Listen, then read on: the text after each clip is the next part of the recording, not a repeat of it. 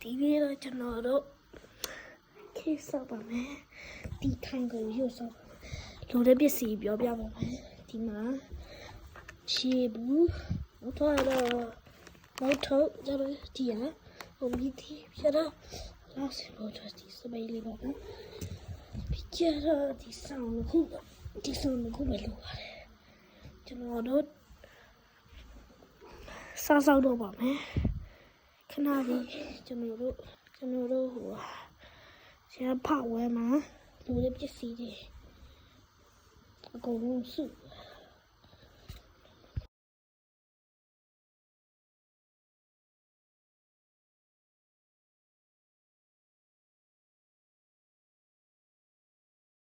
အခုကျွန်တော်တို့ရဲ့ဟာပြီးသွားပါပြီ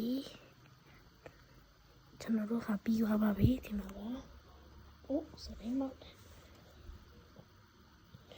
ကျန်အထင်းမှာတမိုင်းလေးပြောပါမယ်ဒါပေမဲ့ခဏလေးကျွန်တော်ကြည့်ရတူကြတယ်မရှိတော့ပြန်မထွက်ချူလာတယ်ဒါပဲခဏလေးနော်ဒီဖွင့်လာမယ်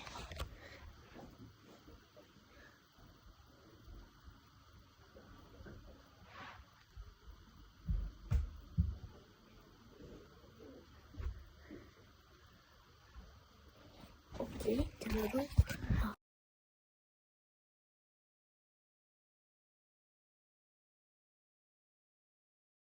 ျွန်တော်တို့စီရင်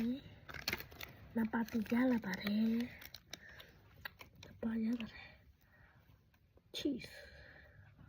ကျွန်တော်ပဲ